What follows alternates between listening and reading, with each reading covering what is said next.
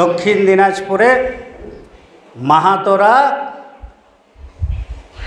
সবাই সাবকা সান্তাল ব্যবহার করেছে।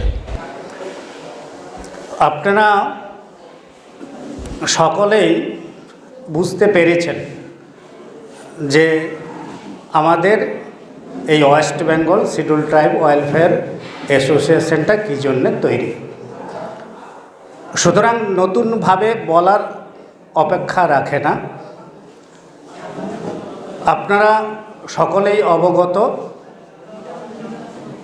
যে সমস্যা আপনার বাড়িতে রয়েছে, যে সমস্যা আপনার দুয়ারে চলে এসেছে, সেই সমস্যা নিয়েই আমরা বিভিন্ন জায়গায় বিভিন্ন সময়ে আমরা নিজেদের অধিকারকে বলবৎ করার জন্যে সচেষ্ট হচ্ছি, কিন্তু আদপে আমরা সেই বাস্তবে রূপ দেখতে পাচ্ছি না।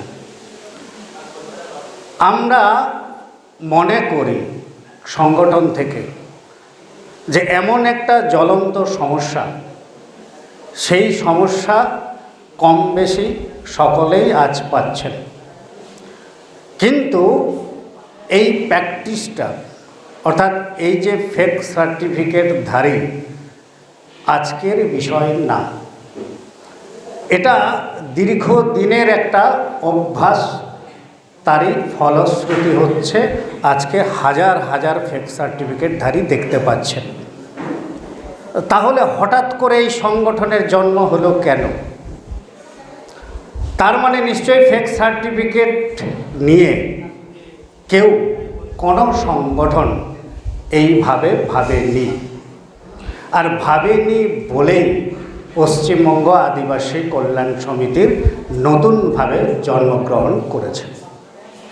সুতরাং বুঝতেই পারছেন সংগঠনের গুরুত্ব এবং গভীরতা। আজকে পশ্চিমবঙ্গ আদিবাসী কল্যাণ সমিতি যদি না থাকে, ফেক সার্টিফিকেটধারীদের বিরুদ্ধে লড়াই করা একেবারেই অসম্ভব, এটা আমি মনে করি না।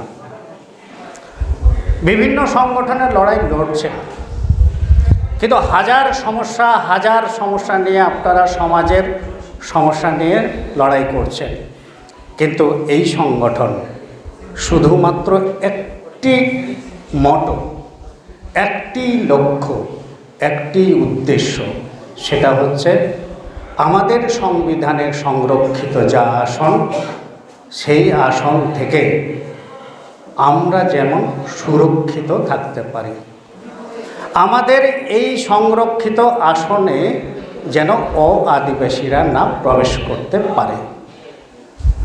তাহলে কি করবেন?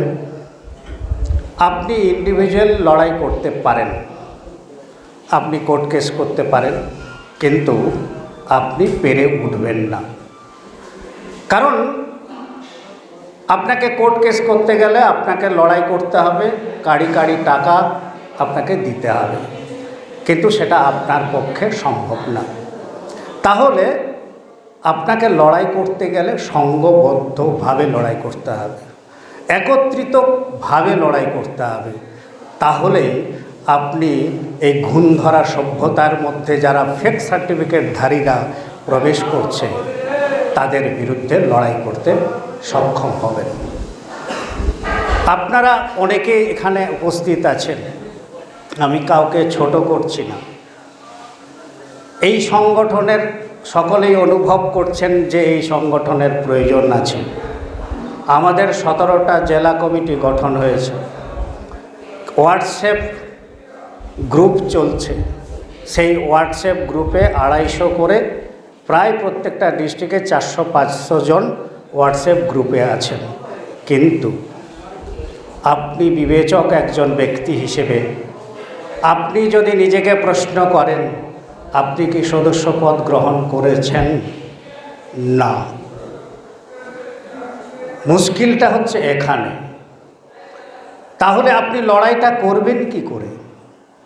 যে সংগঠনের 17টা জেলাতে আপনার কয়েক হাজার হোয়াটসঅ্যাপ গ্রুপে আছেন, অথচ সদস্যপদ গ্রহণ করেছেন মাত্র 400 জন। কি করে লড়াই করবেন, এই গভীরতাটা আপনাকে বুঝতে হবে। তাহলে সেখানে দাঁড়িয়ে যদি আপনি লড়াই করতে চান, আপনি যদি সমাজ দরদি হন, আপনি যদি আপনার নিজের ভবিষ্যৎকে স্থির নিশ্চিত করতে চান, তাহলে আপনাকে আগে মেম্বারশিপ হন, সদস্য পদ গ্রহণ করুন, এবং সদস্য পদ গ্রহণ করার মধ্য দিয়ে আপনার জয়কে নিশ্চিত করুন। কারণ আপনি ভাবছেন সংগঠনের কেউ না কেউ লড়াই করবে। একটা গল্প আছে, এক মহারাজা তিনি সবাইকে পরীক্ষা করছেন। পুকুরে সবাই দুধ ঢালবে বলে সবাইকে আহ্বান করেছে। সবাই তো ভাবছে এও তো দুধ ঢালবে, আমি না হয় জলটাই নিয়ে যাই। আরেকজন এসে বলছে ও পাশের লোক ঠিক দুধ নিয়ে যাবে, আমি জলটাই নিয়ে যাই। শেষে দেখা গেল সবাই জল ঢেলে চলে এসেছে। পরের দিন মহারাজা দেখছে পুকুরে আর দুধ নেই, শুধু জল। সুতরাং সংগঠনের এই গভীরতাটা আপনারা উপলব্ধি করবেন, এবং এই উপলব্ধি করার মধ্য দিয়েই আপনি আমাদের জয়কে, আমাদের সংরক্ষিত আসনের জয়কে সুনিশ্চিত করবেন। পাশাপাশি একটা কথা আপনাদের বলতে চাই, 17টা জেলা যখন অলরেডি কাজ করছেন, বিভিন্ন জায়গা থেকে আমাদের কাছে খবর আসে কিছু কিছু এসডিও আপনাদের সহযোগিতা করছেন না। আমাদের রঘুনাথপুরের কয়েকজন গণেশবাবুরা রয়েছেন, ওখানে মথুরবাবু বলে গেলেন, অনেকেই আছেন, পুরুলিয়ার সতনবাবুরা রয়েছেন। তারা আন্দোলন করতে গিয়ে রঘুনাথপুরে দেখছেন যে সেইভাবে সহযোগিতা করছেন না। তারা ভয় পেয়েছিলেন, বাস্তবিকই তো স্বাভাবিক। কিন্তু আমরা বলছি এই সংগঠনের পক্ষ থেকে আপনারা চোখে চোখ রেখে কথা বলুন, কারণ আমরাও কম নই। আমরা প্রত্যেকটা আমাদের হৃদয়ে যা আমাদের সোচ্চার, সেটা বিদীর্ণ করে প্রত্যেকটা গ্রামে গঞ্জে ছড়িয়ে দিন। আপনার সাহসিকতা, আমাদের সঙ্গে অ্যাডভোকেটরা রয়েছেন, তিনি আপনাদের বলবেন, আপনাদের ভয় পাওয়ার কোনো কারণ নেই। আমরা কিছু কিছু জায়গায় ক্যান্সেলেশনের জন্য দরখাস্ত করছি। এটা আমাদের একটা ওয়ে, আমাদের একটা মাধ্যম। আমি প্রথমে কি করব, আমরা 3টি পদ্ধতিতে এগিয়ে যেতে চাইছি, সংগঠনটাকে পরিচালনা করছি। এক নম্বর হচ্ছে, আমরা বিভিন্ন কলেজ থেকে আরম্ভ করে বিভিন্ন জায়গায় মেরিট লিস্ট দেখছি। সেই মেরিট লিস্টে একজন খাতুন।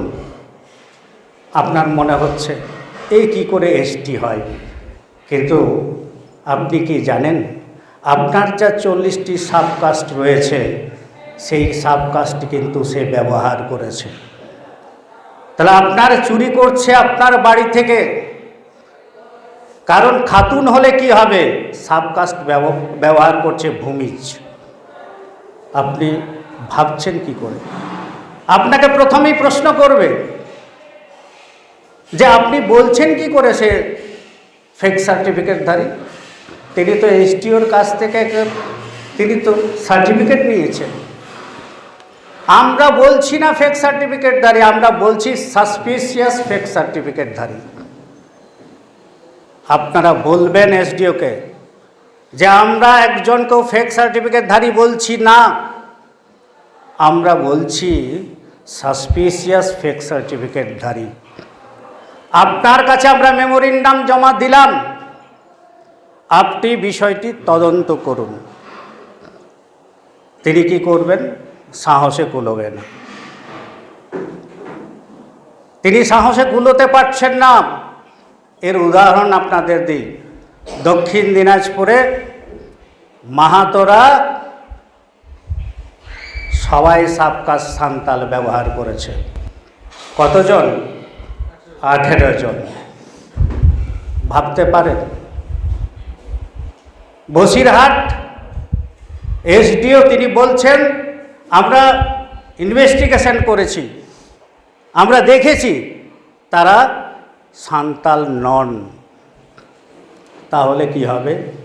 তাহলে ফেক সার্টিফিকেটধারী আপনি বলছেন, তাহলে ক্যান্সেল করে দিন না, এটাকে ইনভেস্টিগেশনের জন্য আমাকে পাঠাতে হবে, বিসিডাব্লিউর কাছে পাঠাতে হবে, সিআরআই কাছে পাল্টাতে হবে, আর আমরা আদিবাসী ভাইয়েরা দৌড়াদৌড়ি করছি। আমরা সিআরআই কাছে গিয়েছিলাম, আমি নিজে ছিলাম, ওনাদের বললাম, প্রথমেই আমাদের বলছে আপনারা ফেক ধরছেন কি করে, আপনারা তো বলছেন ফেক সার্টিফিকেট নিয়ে নিয়েছে, তো ভাবলেন কি করে? আপনারা তো সাবকাস্ট দেখছেন, তাহলে যে কোনো টাইটেল দেখে সার্টিফিকেট হয় না। আমরা বললাম হ্যাঁ আমরাও জানি, কিন্তু আমার একটা প্রশ্নের উত্তর দিন তো, ধরুন আগে বেদিয়া ছিল, টাইটেল ব্যবহার করেছে মাহাতো, পরে সান্তাল হয়েছে, হাউ ইজ ইট পসিবল? কী করে সম্ভব? আপনি আমাকে বোঝান। আপনি যদি বোঝাতে পারেন যে সাবকাস্ট চেঞ্জ হয়, তাহলে আজকের থেকে আমরা আন্দোলন বন্ধ করে দেব। আর যদি আপনার মনে হয় যে সাবকাস্ট চেঞ্জ করা যায় না, তাহলে ইনভেস্টিগেশন করে আপনি এগুলোকে ক্যান্সেলের ব্যবস্থা করুন। হ্যাঁ, আপনাদের লজিক আছে, কোনো অসুবিধা নেই, আমরা দেখছি বিষয়টা, কিন্তু ডিপার্টমেন্ট থেকে যদি কিছু বিষয় আসে তাহলে আমরা বিষয়টা অবশ্যই করব। সেদিনই আমরা বুঝতে পেরেছিলাম এসডিওর সব ক্ষমতা নেই, বিসিডাব্লিউর কাছে যাবে, বিসিডাব্লিউ যদি সন্দেহ প্রকাশ করেন তাহলে সিআরআইয়ের কাছে যাবে। সিআরআই 94-এর অ্যাক্ট যা আছে, সেই অ্যাক্টের ইনভেস্টিগেশন করার পরে তিনি যদি সুপারিশ করেন, তাহলে বিসিডাব্লিউ সেটাকে ফরওয়ার্ড করবেন এসডিওর কাছে, এসডিও তারপরে ক্যান্সেল করবেন। এইটা হচ্ছে নিয়ম। মানে স্বাভাবিক কারণে আমাদের মতো আদিবাসী সম্প্রদায়ের মানুষরা সবাই হুটোহুটি করছি, এই করছি, হোয়াটসঅ্যাপেই ভাবছি, ফেসবুকেই ভাবছি যে এখনও এত ও আদিবাসীরা কি করে সব আদিবাসী হয়ে গেছে, কি করে হয়েছে সেটা তো আমিও প্রশ্ন করছি, যে কি করে এত আদিবাসীরা আদিবাসী হয়ে গেছে। তাহলে আপনার ভবিষ্যতের প্রজন্মকে যদি স্থায়িত্ব দিতে চান, তাহলে এগিয়ে আসুন, আমাদের হাতে হাত রেখে প্রয়োজন হলে আপনাদের সঙ্গে কাঁধে কাঁধ মিলিয়ে আমরা লড়াই করি, তবেই আমরা লড়াইয়ে একদিন জিততে পারব। যদি এমন হয় যে এসডিও হিয়ারিং করালেন না, অ্যাডভোকেট সাহেব আছেন, আমি অনেক প্রতিনিয়ত কথা বলি ওনার সঙ্গে, উনি বলেছেন আমরা আরটিআই করব। ধরুন একটা চাকরিতে একজন চাকরিতে বহাল আছে, আপনি তার সার্টিফিকেটটা পাবেন কি করে? তাহলে আরটিআইয়ের মাধ্যমে সেটা আপনি পাবেন। সেখানে আপনার পাওয়ার পরে কোন সাব ডিভিশন থেকে তিনি সার্টিফিকেট বের করেছেন সেখানে যাবেন, সেখানে আমাদের যোদ্ধারা মেমোরেন্ডাম জমা দিচ্ছেন, দেওয়ার পরে কি হচ্ছে, তিনি পাত্তাই দিচ্ছেন না, আমাদের সংগঠন মনে করছে তাকে আইনি নোটিশ পাঠাবো। আপনারা যেখানে যেখানে এই ধরনের এসডিওরা সহযোগিতা করছে না, আপনারা আমাদের কাছে সেন্ট্রাল কমিটি পাঠান, আমরা আইনি নোটিশ তাদের পাঠাবো। আইনি নোটিশ পাওয়ার পরেও যদি হোলদেল না হয়, তাহলে আমরা তাকে হিচড়ে হিচড়ে কোর্টে টেনে নিয়ে আসব, আমরা ছাড়ব না কাউকে। এই ভাবনাটা যদি আপনার মধ্যে থাকে, এই ভাবনা মানসিকতা যদি আপনার থাকে, তাহলে লড়াই করতে আমরা কেউ পিছু পা হব না। আমরা সিধু কানুর বংশধর, যিনি চোখে চোখ রেখে ব্রিটিশের বিরুদ্ধে লড়াই করেছেন, তারই বংশধর আমরা যদি হই, তাহলে আমরাও ফেক সার্টিফিকেটধারীদের যেমন আমরা ছাড়ব না, তেমনি এসডিওদের আমরা জানিয়ে দিতে চাই যে আমরাও লড়াই করতে জানি।